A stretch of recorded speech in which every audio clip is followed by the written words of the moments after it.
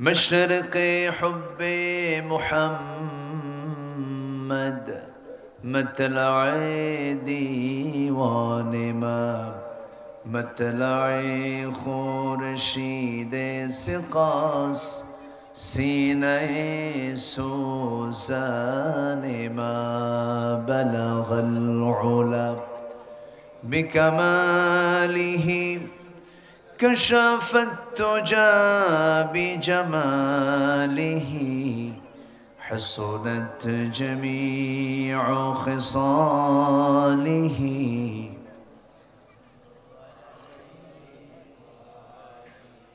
আমি কোরআনের সুর মাঝে শুনেছি যে নাম আজানের সুর মাঝেও শুনেছি সে নাম ও নাম শুনেছি আমি আমার হৃদয় হে রাসূল নবীজি তোমায় হে রাসূল নবীজি তোমায় সবাই বলি সাল্লাল্লাহু আলাইহি ওয়াসাল্লাম।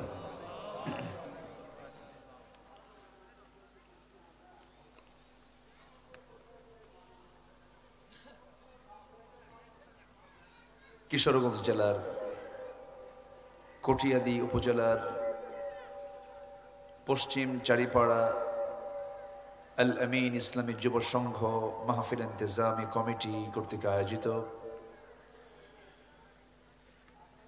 আজকের এই সান্ধ্যকালীন বার্ষিক তাফসীরুল কোরআন মাহফিল 2024 আজকের এই মহৎ আয়োজনের সম্মানিত সুযোগ্য সভাপতি মাওলানা হাদিউল ইসলাম,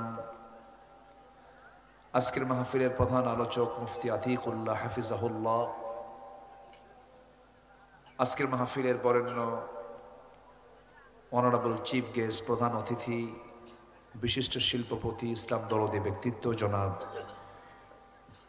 জসিম উদ্দিন, উদ্বোধক সৌদি প্রবাসী জনাব হোসাইন পাভেল,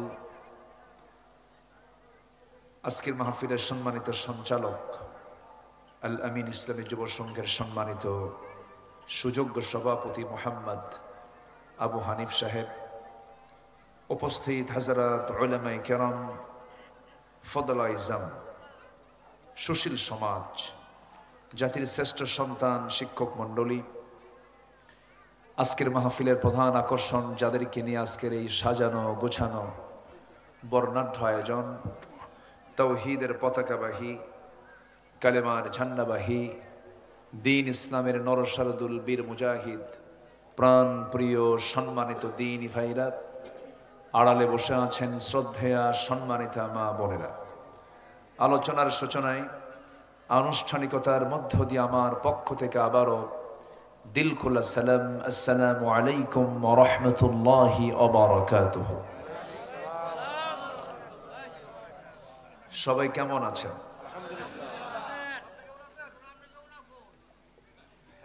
আমাকে প্রশ্ন করলেন, আল্লাহ তাআলা তো আপনার সাথী আমাকে রেখেছেন, এইতে বসে আছি, আপনার মতোই আছি, বলি আলহামদুলিল্লাহ, জোরে বলি আলহামদুলিল্লাহ।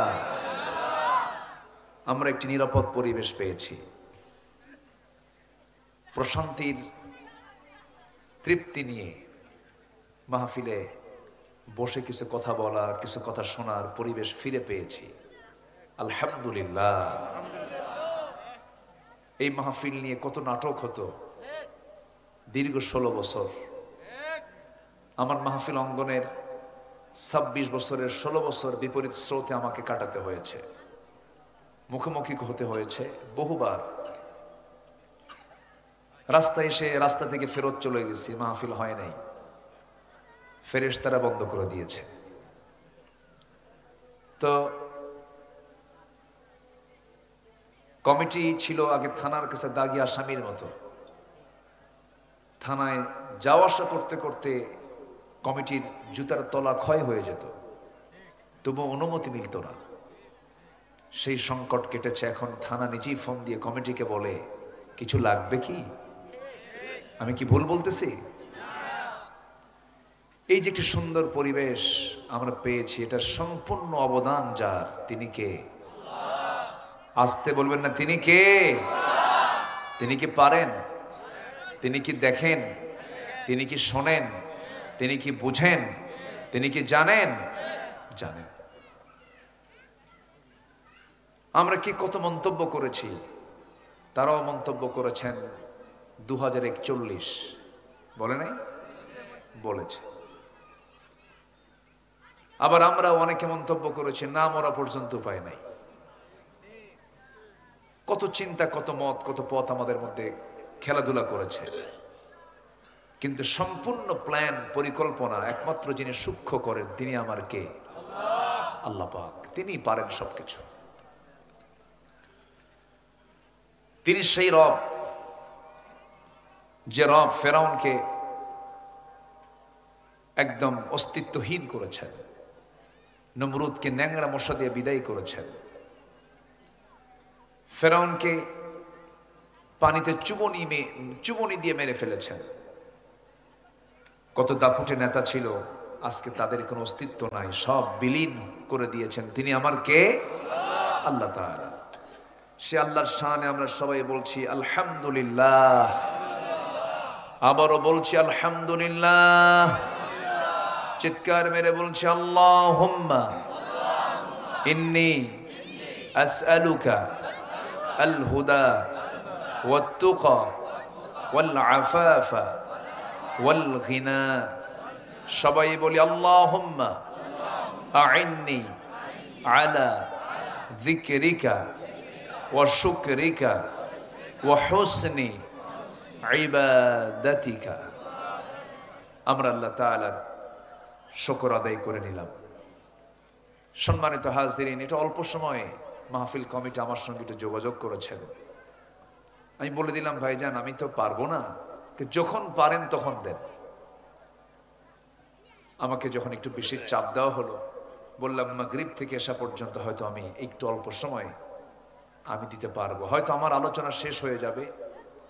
কিছু লোক আশার উপরই থাকবেন, যিনি সবার শেষে আসবেন তিনি আবার বলে বেড়াবেন হুজুর কি ওয়াজ করলেন কিছুই বুঝলাম না।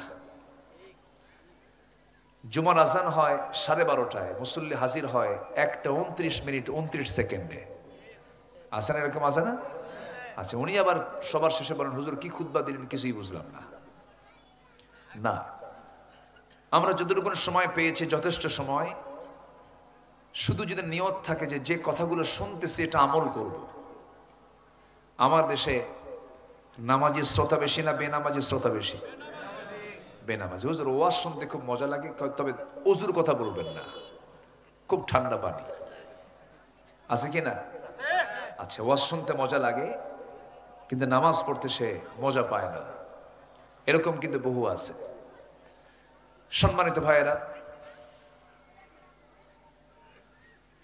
আমার আশেপাশে যারা বসে আছেন অনেক গণ্যমান্য ব্যক্তি তারা বসে আছেন। আপনারাও যারা মূল্যবান সময় নিয়ে এখানে এসেছেন, সময়টাকে ব্যয় করছেন, আল্লাহ যেন প্রত্যেকটা সময়ের এই দানকে যেন জান্নাতের ওসিলা করে দেন। জোরে বলি আল্লাহুম্মা আমিন। সম্মানিত ভাই সব, মহান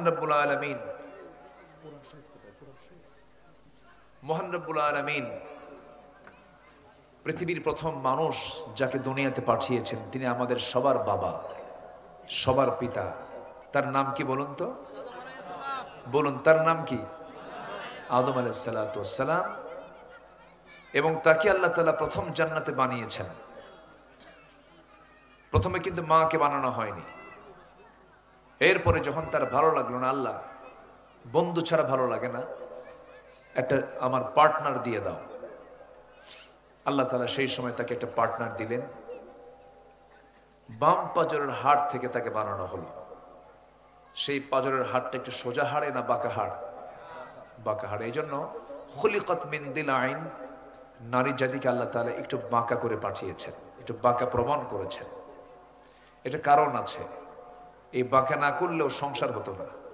আল্লাহ জানেন কাকে কেমন করে বানাতে হয়। সেই সম্পূর্ণ যিনি বুঝেন কাকে কেমন করে বানাতে হবে, সৃষ্টি করতে হবে, সম্পূর্ণ নিপুণ এই শৈলী চিন্তা একমাত্র কার হতে পারে? আল্লাহর হতে পারে। এই দুজন মানুষ যে এসেছেন পৃথিবীতে, কেউ কিন্তু এই দুনিয়াতে এমনি এমনি আসেন নাই। এই দুজন মানুষকে আল্লাহ তাআলা একটা লক্ষ্যে পাঠিয়েছেন। সে লক্ষ্য হলো এই আকাশের মালিক যিনি, জমিনের মালিক যিনি, সাতটা আসমানের মালিক যিনি, সেই আল্লাহর গোলামি করার জন্য আমরা কিন্তু দুনিয়াতে এসেছি। তার হুকুমকে মেনে নেওয়ার জন্যই কিন্তু আমরা পৃথিবীতে এসেছি। এবং যখন এই দুজনকে যখন পাঠানো হলো, আল্লাহ পাক ক্লিয়ার করে দিলেন কেন পাঠানো হলো। আল্লাহ রাব্বুল আলামিন বলেন, قُلْنَا اهْبِطُوا مِنْهَا جَمِيعًا فَإِمَّا يَأْتِيَنَّكُمْ مِنِّي هُدًى فَمَنْ تَبِعَ هُدَايَ فَلَا خَوْفٌ عَلَيْهِمْ وَلَا هُمْ يَحْزَنُونَ। জোরে বলুন আল্লাহু আকবার। আদম রে, হাওয়া রে, তোমরা দুজন মিলেই দুনিয়াতে চলে যাও। আমার পক্ষ থেকে যদি কোনো হেদায়েতের কিতাব চলে যায়, এই কিতাবের যে ইত্তেবা করবে, অনুসরণ করবে, তার কোনো চিন্তা নাই, তার বিন্দু পরিমাণ কোনো ভয়ের কারণ নাই। জোরে বলি সুবহানাল্লাহ। তাহলে প্রথম মানুষ যে এসেছেন তিনি কি খালি হাতে এসেছেন না কিতাব নিয়ে এসেছেন? তাহলে যার হাতে কিতাব থাকে, যিনি কিতাব পড়েন, তিনি কি মূর্খ না শিক্ষিত? শিক্ষিত। তাহলে আমাদের সবার বাবা, আমাদের পিতা আদম ছিলেন শিক্ষিত না অশিক্ষিত? মূর্খ না জ্ঞানী? তাহলে আমরা কি পিতার সন্তান বলেন? জ্ঞানী পিতার সন্তান কিন্তু আমরা। জি শুকরান। আমরা জ্ঞানী পিতার সন্তান, কিন্তু যোগ্য পিতার কিন্তু আমরা সন্তান। এবং ওয়াল্লামা আদামাল আসমাআ কুল্লাহা, আল্লাহ তাআলা আদম আলাইহিস সালাতু ওয়াস সালামকে এত জ্ঞান দিয়েছিলেন যে গোটা পৃথিবীর যত সৃষ্টি আছে সকল মাখলুকের নাম তিনি জানতেন। কিয়ামত পর্যন্ত এমন জ্ঞানী মানুষ আসবে? এখনো কেউ জানে বলেন? সমুদ্রের তলে কি আছে? এই আকাশ থেকে জমিন পর্যন্ত সমুদ্র, পাহাড়, নদ নদী, খাল, বিল, জঙ্গল, সব কিছুর নাম আল্লাহ তাআলা আদমের সিনার মধ্যে আল্লাহ পাক ঢুকায় দিয়েছিলেন। তাহলে কি তিনি শুধু জ্ঞানী না মহাজ্ঞানী? তাহলে আমাদের বাপ ছিলেন শুধু জ্ঞানী না বিশেষ জ্ঞানী? বিশেষ জ্ঞানী। এবং যাকে বিজ্ঞানী বলা হয়, বিশেষ জ্ঞান যার আছে সেই তো বিজ্ঞানী। তাহলে সেই জ্ঞানী এবং মেধাবী বিচক্ষণ ব্যক্তির পিতার সন্তান হচ্ছে আমরা। দুঃখ লাগে জানেন, আমরা সে আদম সন্তান হয়ে, সৃষ্টির সেরা হয়ে, আমরা সৃষ্টির শ্রেষ্ঠ হওয়ার পরও আমরা অধম হয়ে বসে আছি। আমাদের কাজ, আমাদের কারবার, আমাদের যে চিন্তা চেতনা পশুত্বকেও হার মানিয়ে ফেলে, পশুকেও হার মানিয়ে ফেলে। আমরা এত নিম্নে চলে এসেছি এখন প্রেজেন্ট ওয়ার্ল্ডে। বিকৃতির মনোভাব আমাদের ভিতরে চলে আসছে, যা একটা পশুর ভিতরেও নাই। একটু কান লাগায় কথাগুলো শুনবেন। আমি তো কথাগুলো বলি শুধু আপনাকে শোনানোর জন্য নয়। এই যে প্রযুক্তির ক্যামেরাগুলোর মধ্য দিয়ে গোটা পৃথিবীতে কোটি কোটি মানুষ এই কথাগুলো শোনে।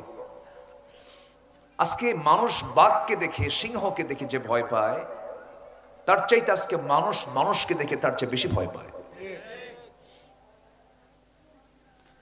আজকে মানুষ কত হিংস্র হয়ে গেছে, একটা মানুষকে মেরে ফেলে 49 টুকরা বানায়।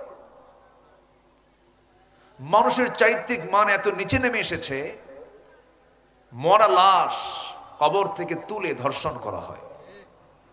মানুষ এত নিচে নেমে এসেছে, ডিপ ফ্রিজে রাখা নারীকে বের করে ধর্ষণ করা হয়।